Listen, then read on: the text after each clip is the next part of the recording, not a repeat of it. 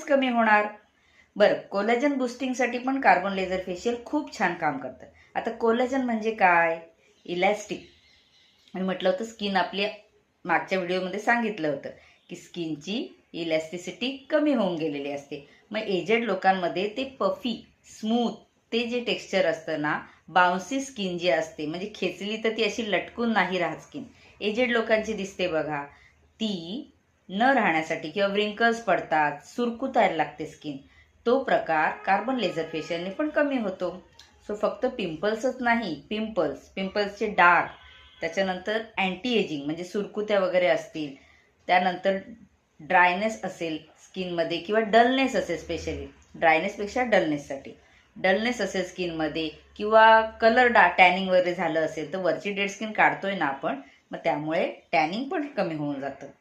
So carbon laser facial ही पण एक सुंदर ट्रीटमेंट आहे पिंपल्ससाठी, पण ती मल्टीपर्पज पण आहे।